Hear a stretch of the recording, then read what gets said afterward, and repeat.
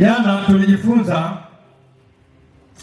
tuligusia kidogo ili kujenga msingi wa kile ambacho Bwana anatamani sana tujifunze katika makambi haya ya mwaka 2026 hapa Mambo ya Miamba. Na jana tuligusa kidogo tukazungumza kwamba kanisa la Waadventista wa Sabato ni kanisa ambalo linaishi na kuamini katika mafundisho makuu ya kanisa hili, mafundisho 6. Lakini tukasema ndani ya haya mafundisho 6 ambayo jana tuliyatazama, tulisema kila fundisho limejijenga katika imani za msingi kadhaa, na jana tukaziainisha. Lakini kwa ujumla wake, kama tulivyotazama jana, tulisema kwamba ndani ya haya mafundisho 6 ambayo kanisa linaamini hapo, mafundisho hayo 6 yamebeba imani za msingi 28. Na hizo imani za msingi 28 tukasema ya kwamba ndani yake ya hizo imani 28 nipo imani moja hasa ile ya 25. Ndipo tutajikita hapo kwenye makambi haya, na inayohusu ujio wa pili wa Kristo. Na hii ndio imani ambayo hata ukaulizwa kesho, imani ya 25, imani ya msingi ya 25 ya kanisa la Waadventista wa Sabato ni ipi? Ukiwa unazielewa zote, utasema ujio wa Kristo kwa mara ya pili. Na ndiko mahali ambapo tunatamani asubuhi ya leo tuendelee na masomo haya katika kujifunza. Na ukweli ni huu ya kwamba kama ambavyo Mungu wa mbinguni hajawahi hata siku moja kuahidi ahadi yoyote kwa mwanadamu akaacha kuitimiza, ndivyo ambavyo hata Yesu alivyosema nitarudi tena, hakika itatimia. Jamani, Bwana asifiwe.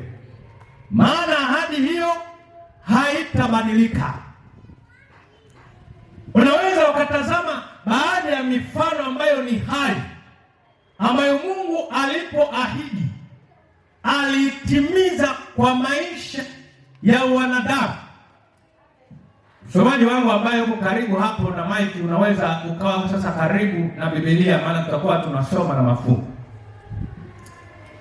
Kama ambavyo Mungu aliahidi, mambo mengi aliyatekeleza kwa kulingana na maandiko yanavyoeleza.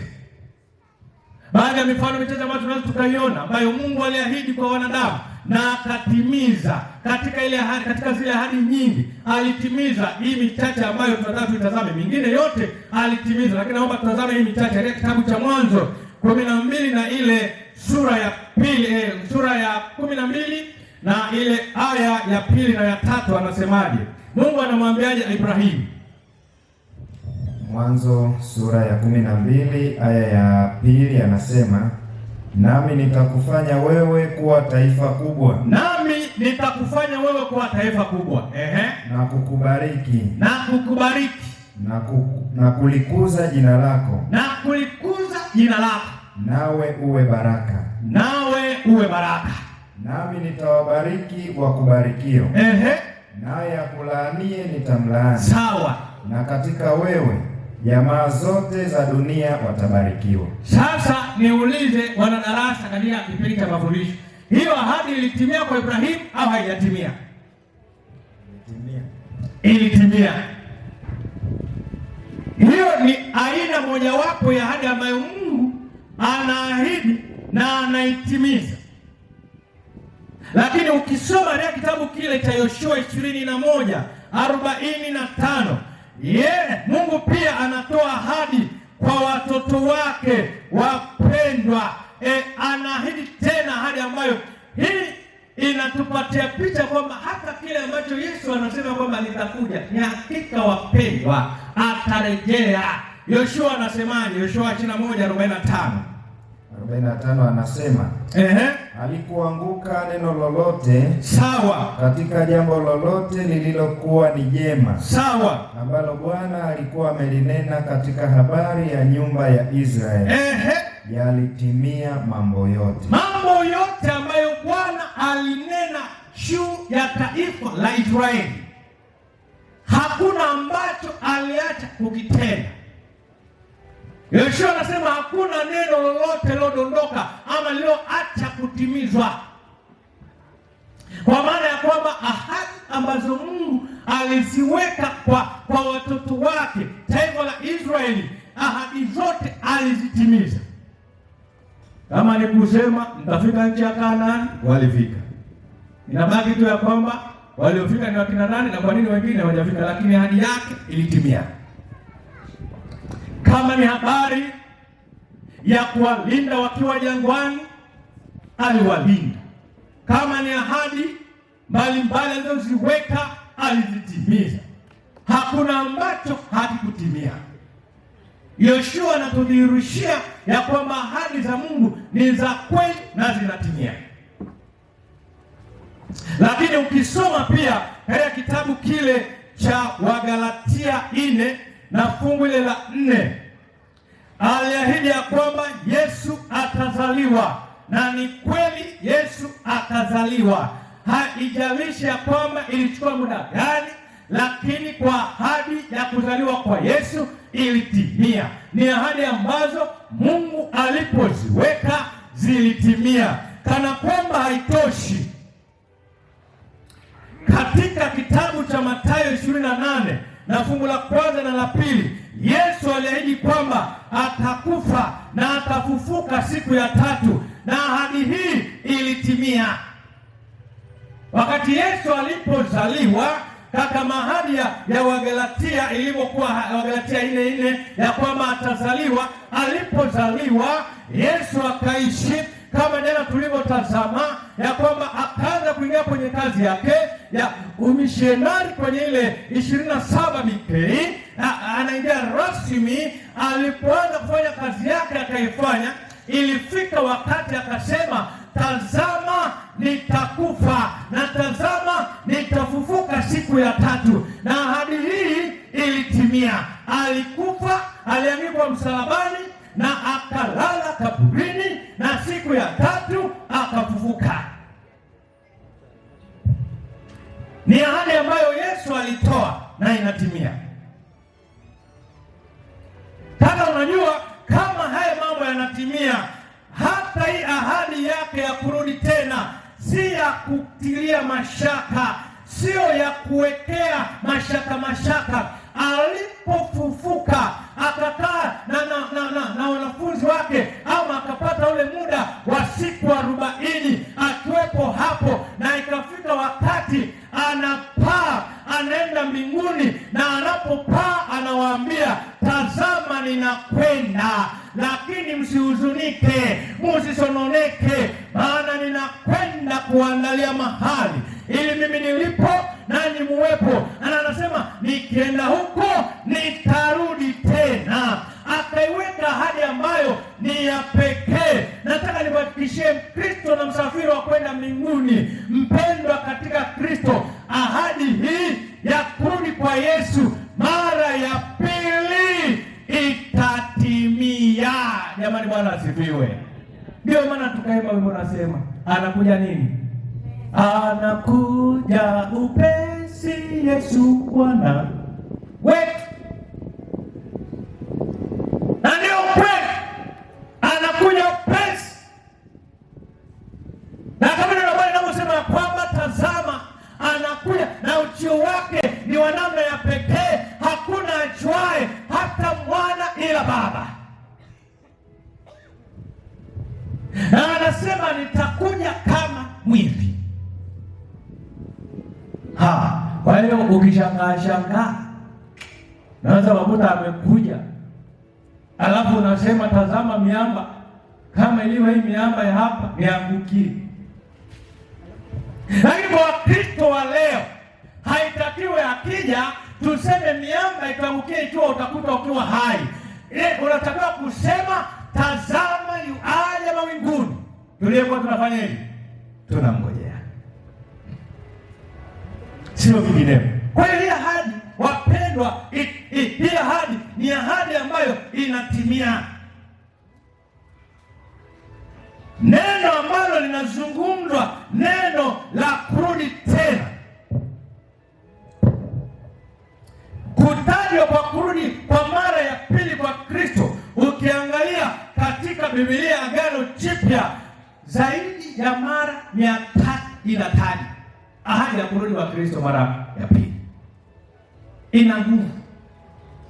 Ni neno ambalo Kristo tunaambiwa anarudi tena, anarudi mara ya pili tena. Tunapigiwa kengele kwamba weka mambo yako vizuri. Yesu anakuja, sio wakati wa kucheza na dhambi. Kwa Biblia nzima ukiangalia, imetajwa zaidi ya 1518 katika Biblia. About 300 imetajwa katika Agano Jipya. Wewe bado unashangaa, unasema, unatilia mashaka kwamba Yesu haji. Mimi kule nakana na marafiki zangu hapo kule Tanga, wengine tukaona kwambia hakuna Yesu hatarudi. Wewe ni nani? Kristo anasema hatarudi, wakati hata wenzetu wa imani zingine wanasema tazama siku ya Kiyama inakuja, Yesu Masihi atarejea. Isa bin Maryam atakuja tena. Wao wanaamini. Wewe uliye Mkristo unatiliaje mashaka? Unasemaje ya kwamba tangu uzaliwa unasikia tu hizo habari za kuja kwake, lakini umuone? Hao utakuwa umekosea. Wakati sisi tunasema Isa bin Maryam saa inafika atakuja.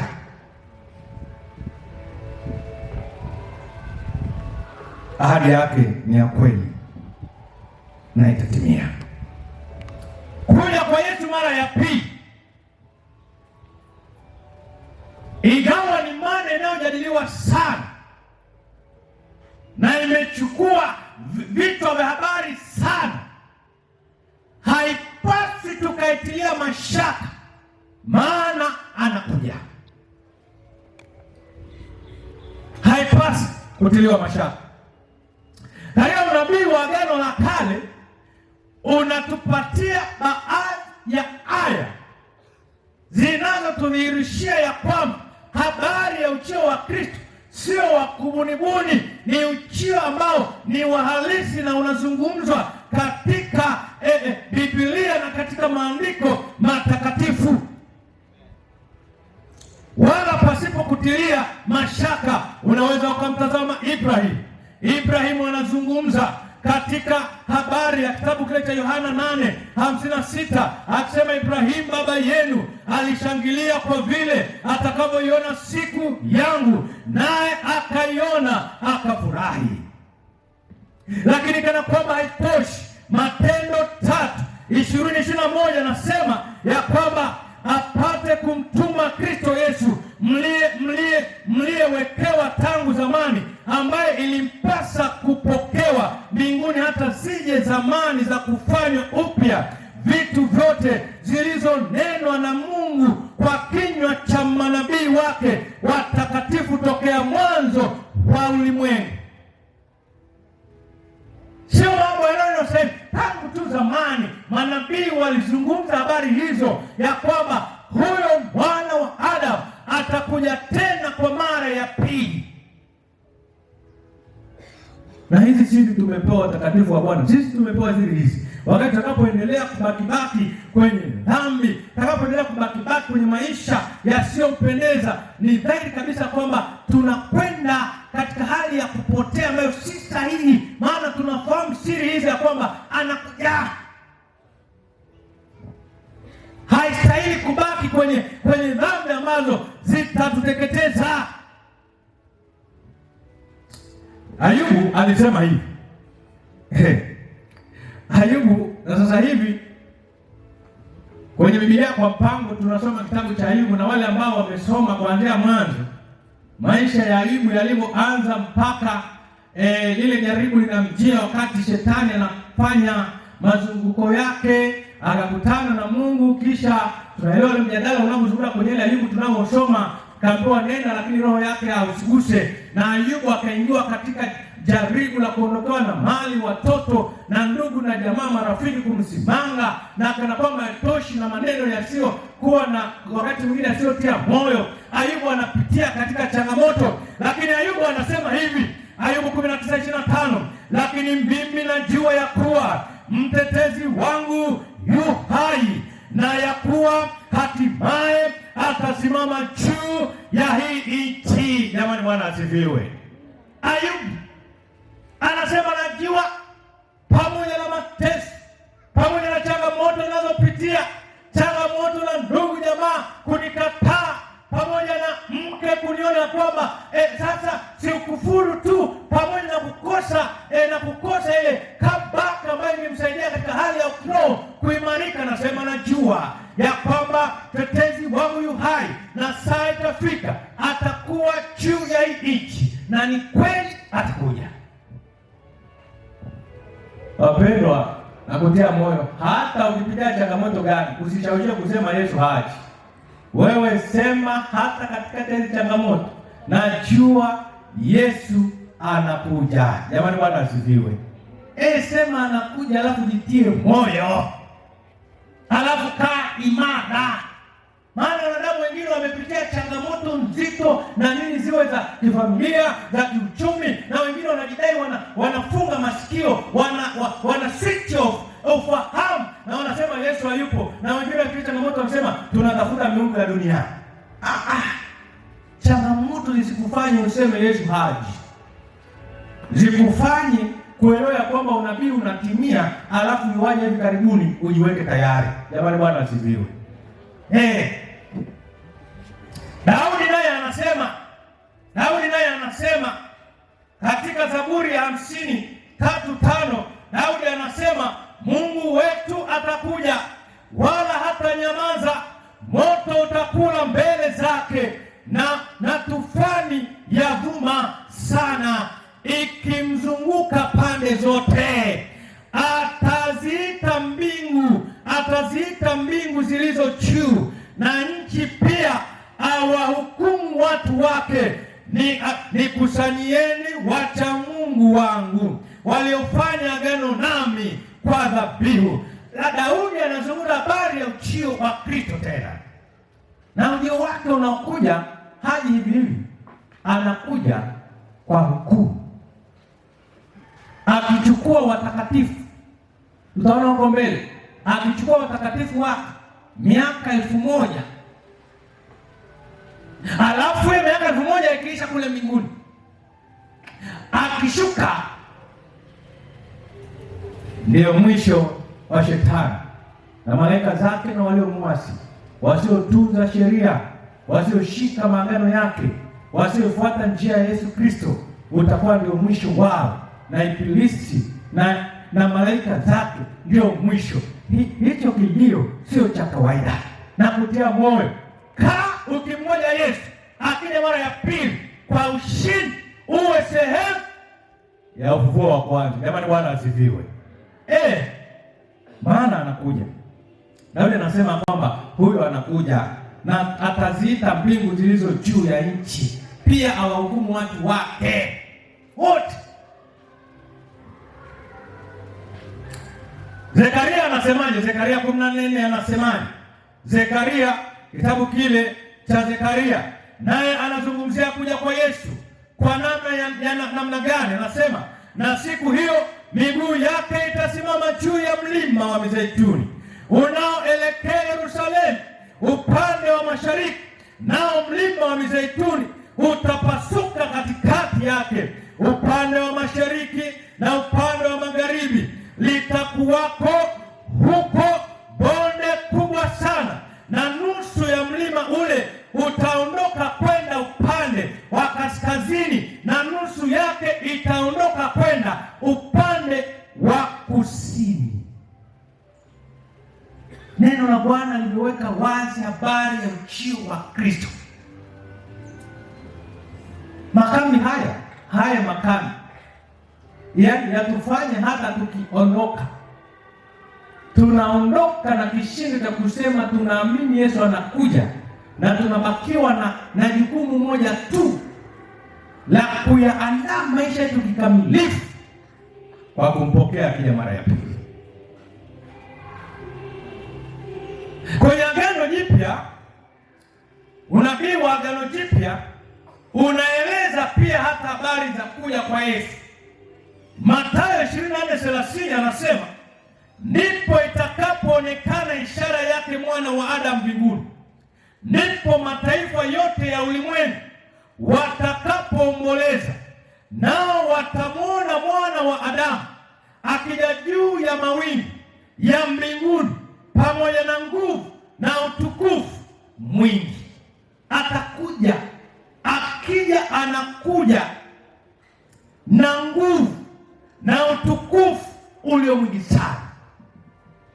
Na ndio maana ukisoma Biblia inasema kwamba wale watakao kuto wakiwa hai ambao walimtenda Bwana dhambi, badala ya kubadilishwa miili yao ya kuharibika na kuvaa miili ya kuto kuharibika, wakiungana na jeshi la waliolala, walio watakatifu, maandiko yanasema wakati akija na utukufu wake mwingi sana, walio wa dhambi waliokutwa wakiwa hai, anasema hao hawataweza kuhimili. Watasema milima tuangukieni, maana hatuwezi kuhimili huu utukufu wa Bwana. Hawawezi.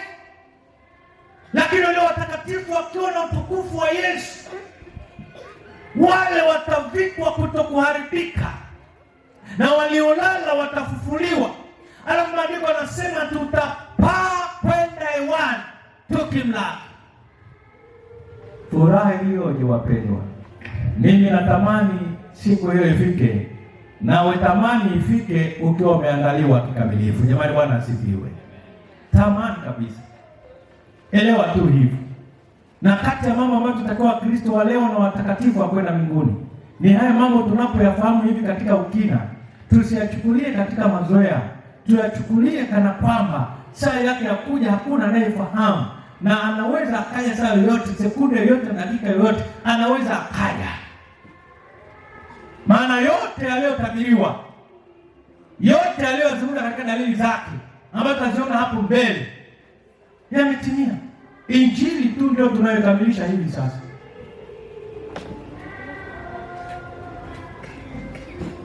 Katika kitabu kile cha Matendo 11 na ile fungu la 11 nasema, enyi watu wa Galilaya, mbona mumesimama? Hawa ni malaika sasa anatoa usemi wa uchio wa pili wa Kristo, akisema enyi wa Galilaya. Maana hapo Yesu anapaa anaenda mbinguni. Hasa malaika wakatazama alivyoondoka wale watu waliokuwa pale, anasema enyi watu wa Galilaya, mbona mumesimama? Huyu Yesu aliyechukuliwa kutoka kwenu kwenda juu mbinguni atakuja jinsi hiyo hiyo mlivyomuona akienda zake mbinguni. Kama alivyotoka wakimuona, atarudi kila jicho likimuona.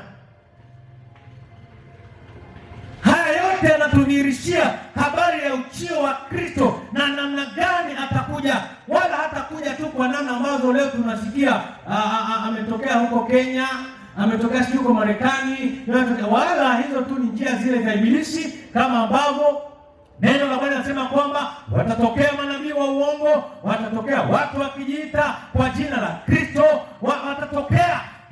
Hiyo haitufanyi sisi tutoe kwenye mfumo.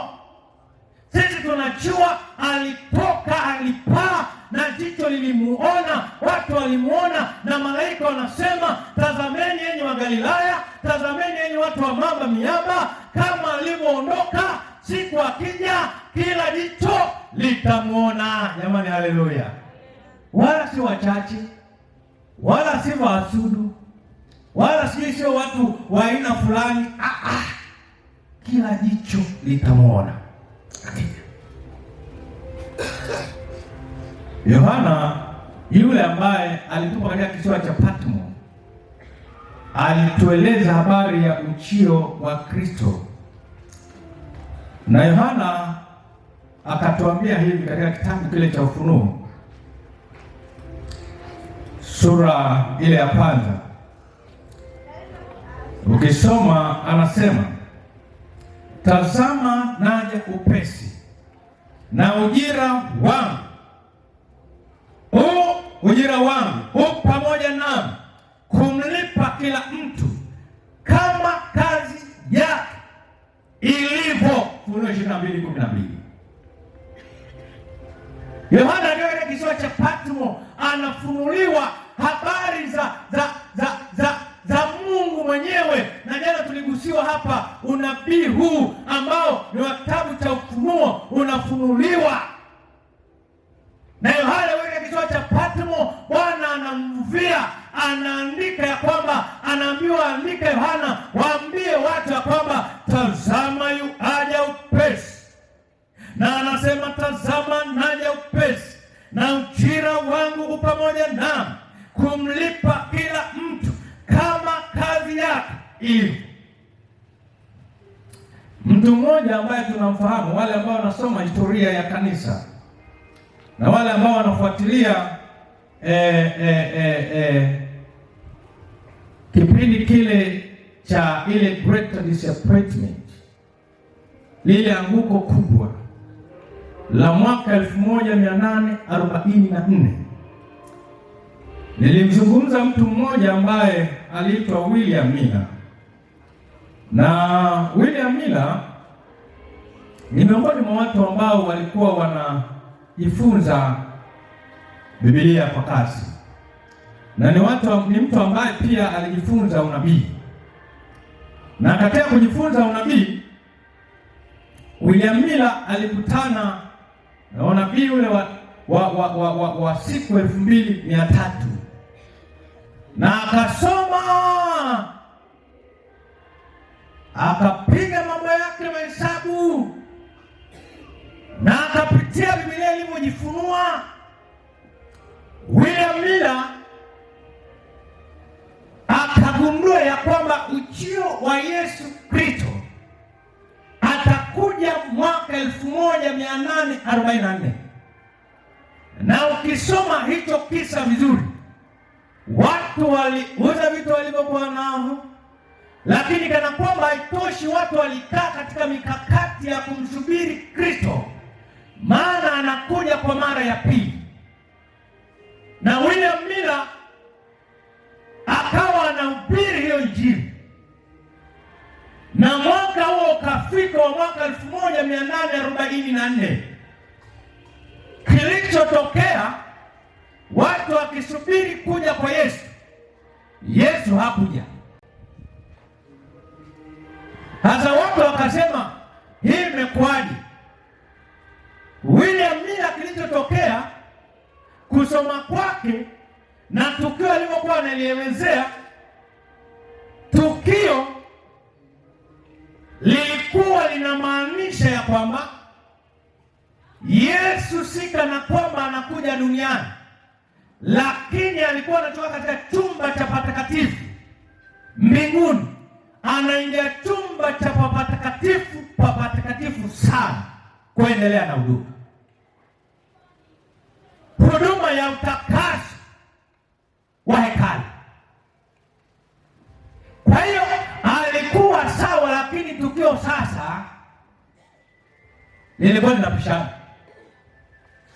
Ilikuwa sio kuja duniani, lakini ni tukio la Yesu kutoka patakatifu na kuingia chumba cha patakatifu sana.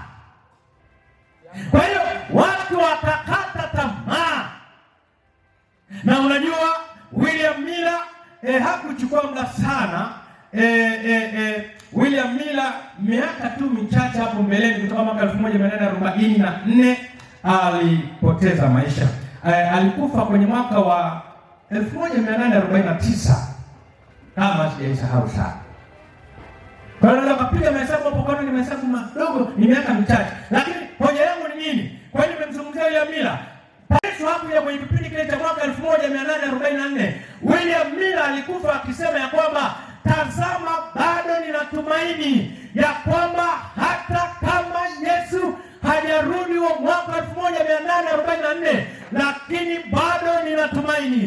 atarudi tena mara ya pili. Jamani, Bwana asifiwe. Alisema bado ninatumaini atarudi mara ya pili.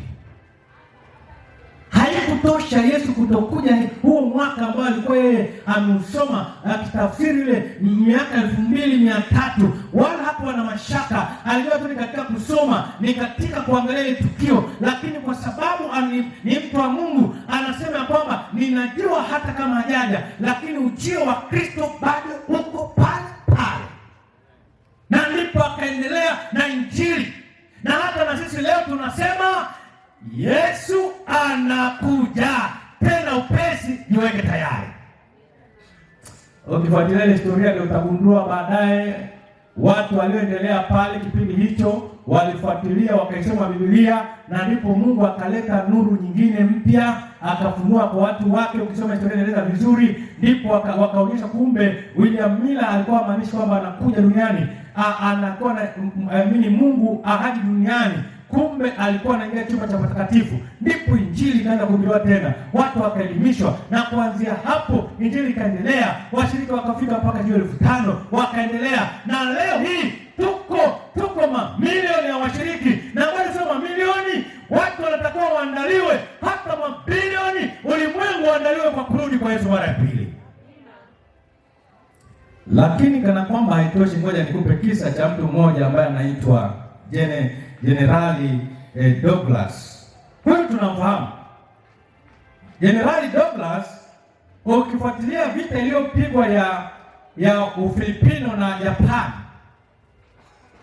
vita ya Ufilipino na Japan, huyu general alikuwa ni mkuu wa majeshi ya Ufilipino, lakini sio tu ya Ufilipino, alikuwa pamoja na majeshi alikuwa anasimamia jeshi la Ufilipino, na jeshi lingine lilikuwa ni la linatoa kidogo, lakini alikuwa ameshikilia, alikuwa ni jenerali wa hayo majeshi.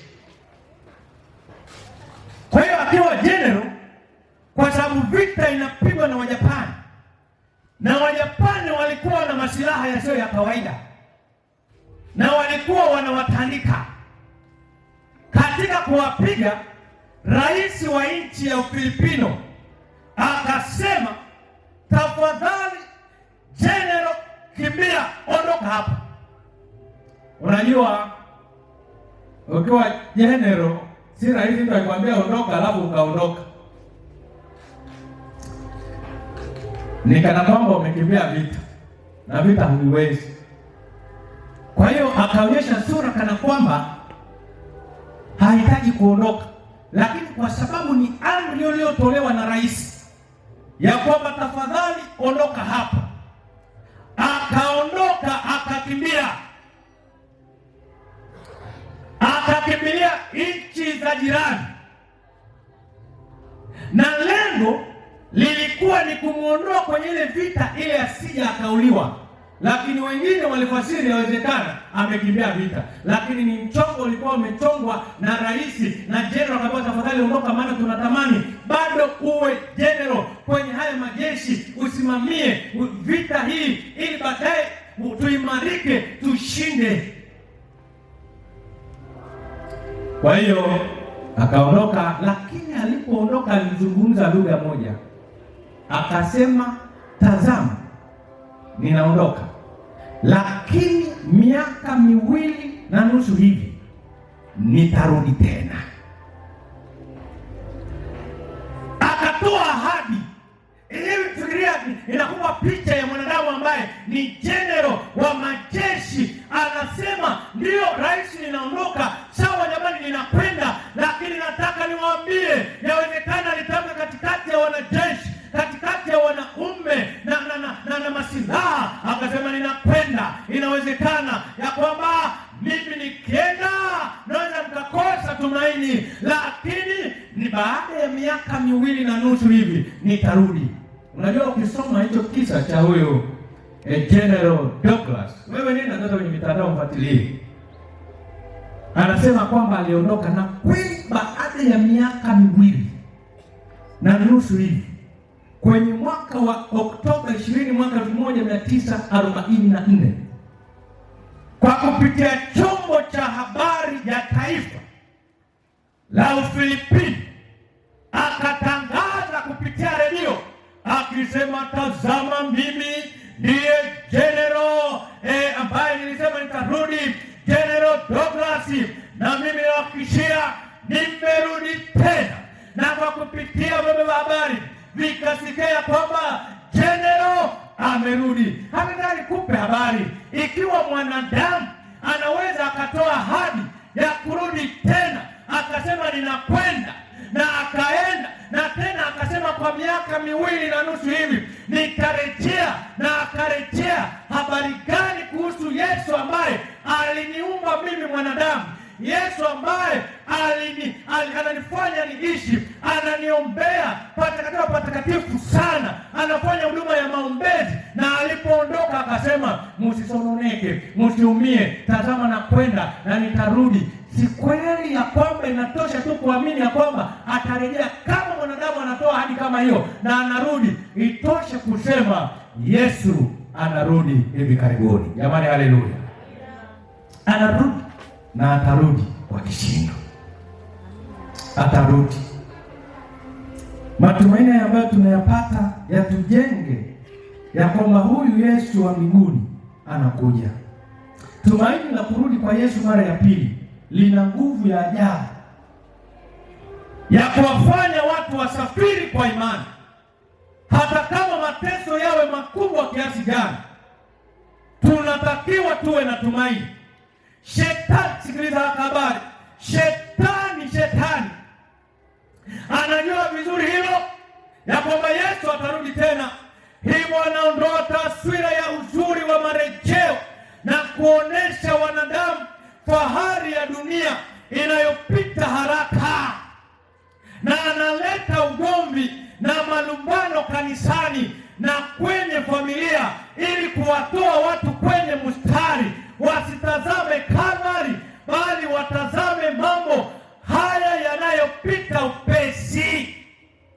Ndio mpango wa shetani, si ndani ya kanisa, maana yeye anafahamu ya kwamba agenda ya Yesu ya kurudi ni ya muhimu na ipo, na anajua anarudi haraka. Na ndio maana shetani mwenyewe anasema kwamba tazama mimi nipo kazini. Anajiita baba wa hii dunia, mimi ndiye Mungu wa huu ulimwengu. Amejipachika majina na anajipa sifa za namna mbalimbali, na anasema mimi nafahamu muda wangu ni mchache sana, na ndio maana yuko kwenye kazi kwa spidi, na anaofanya wanadamu wafarakane katika huu ulimwengu. Na ndani ya kanisa watu wanalumbana, watu hawatazami msalaba, watu hawamtazami Yesu, watu hawatazami mapito ya Yesu, hawatazami njia za Yesu na kujiweka tayari. Shetani analeta vurugu, akiharibu taswira ya ujio wa Kristo mara ya pili, akiharibu mtazamo ambao tunatakiwa tutazame Kalvari. Lakini nataka nikwambie mpendwa unanisikiliza,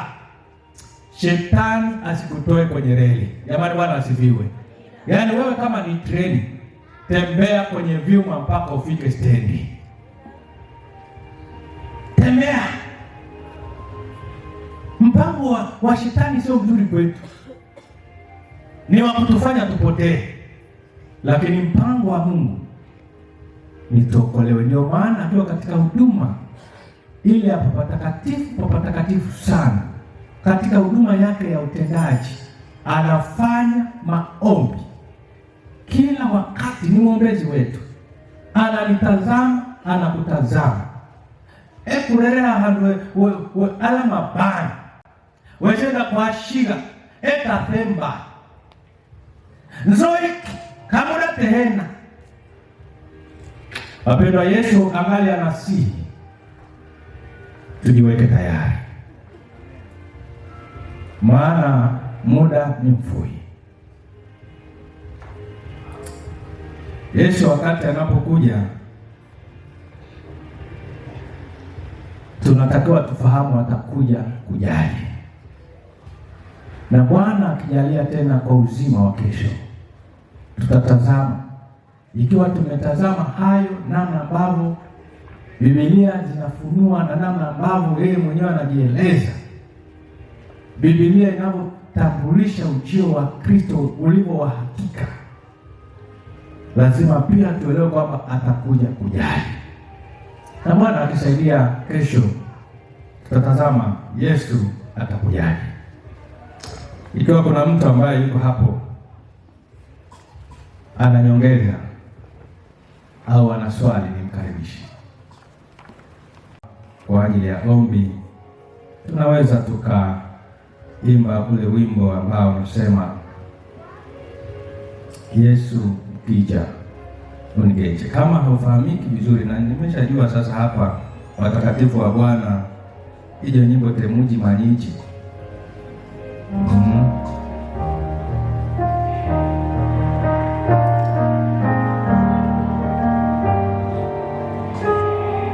Tusimame. Yesu kija kuvecha wasina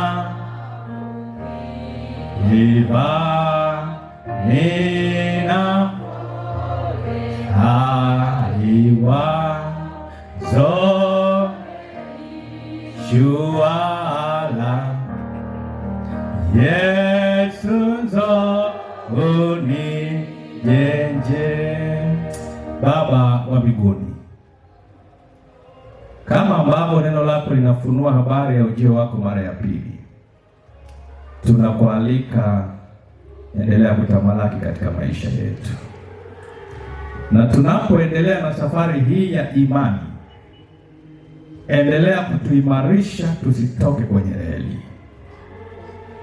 Hata wajiinue manabii wa uongo, hata wajiinue makristo wa uongo, wakitaka kupotosha ile thamani ya Kalvari, wakitaka kupotosha habari ya ujio wako mara ya pili, bado sisi tupe moyo wa kusimama, ili siku ukija na parapanda ikilia, tuseme hakika, tazama yuaja mawinguni, tungekuwa tunangojea.